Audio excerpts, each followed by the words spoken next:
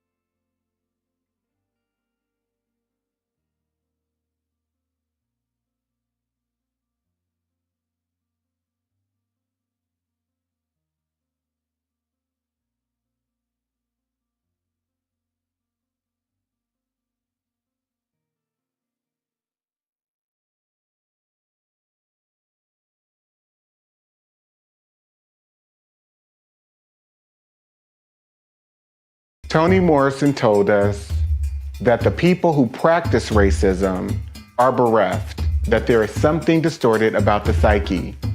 It's a huge waste, and it's a corruption and a distortion.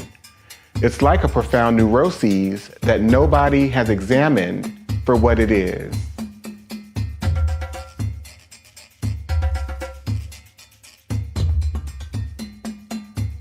This quote is from Judge William Augustus Hall in a case that he presided over in 1855 concerning a 19-year-old black girl named Celia who was raped by her master, who she later murdered.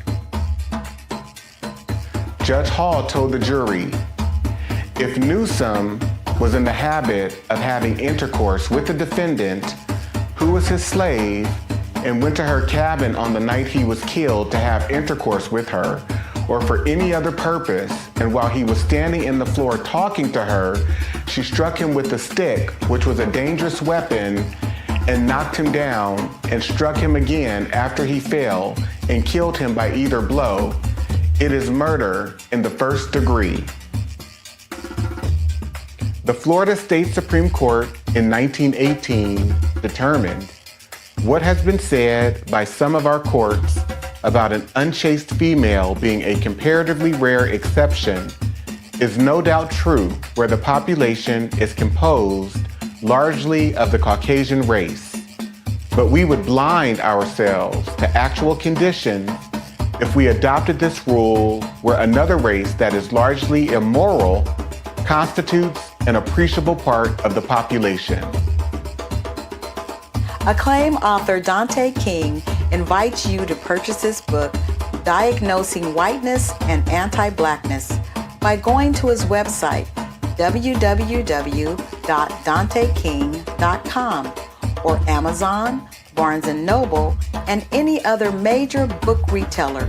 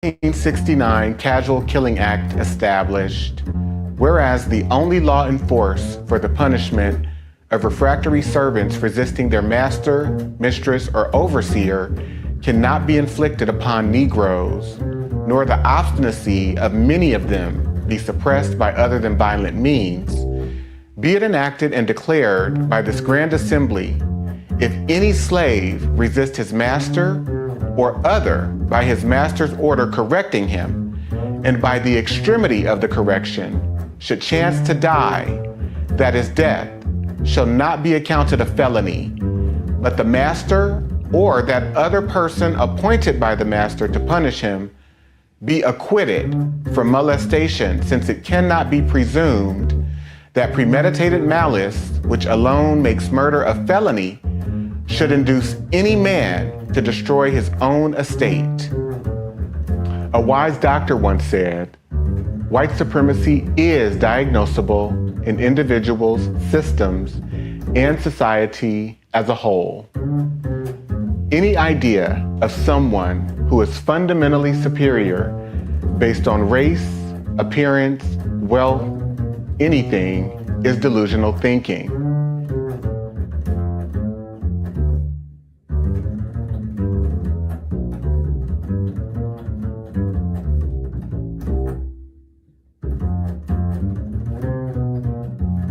The Mississippi State Supreme Court determined in 1859 the crime of rape does not exist in this state between African slaves.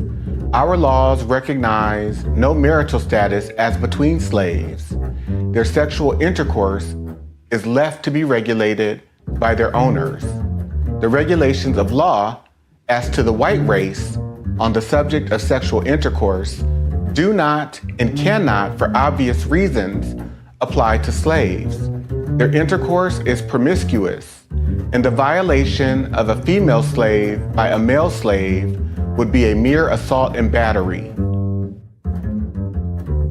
Acclaimed author Dante King invites you to purchase his book, Diagnosing Whiteness and Anti-Blackness, by going to his website, www.danteking.com, or Amazon, Barnes & Noble, and any other major book retailer.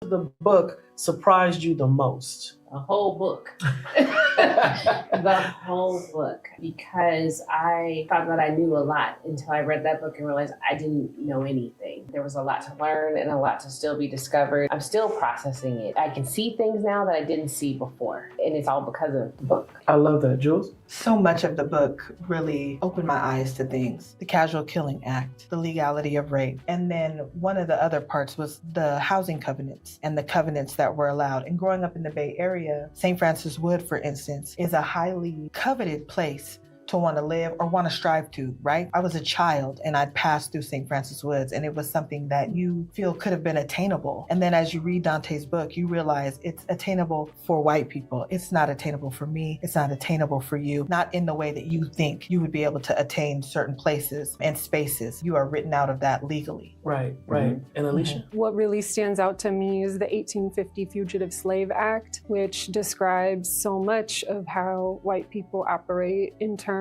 of that act deputizing all white Americans to serve as white racial police against African Americans, whether they're freed or enslaved, and getting incentivized by bounties, by slave auctions to surveil and police and criminalize Black people, and how that persists today, the obsession with it.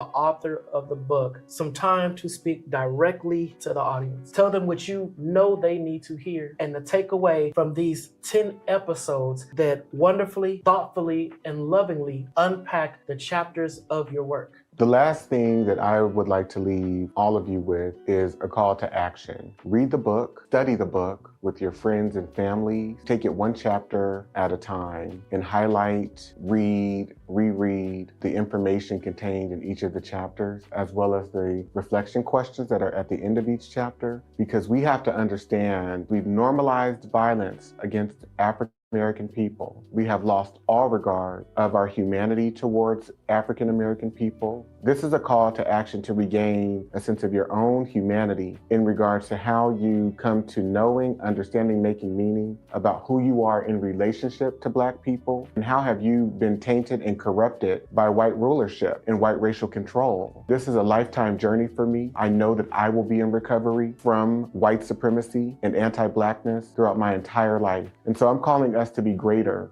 people, greater advocates for each other, greater in our understanding. So thank you so much for being a part of this experience. I hope it serves you well. I hope it serves your family well. I hope you can go out and be recommitted to supporting, uplifting, believing Black people. Thank you.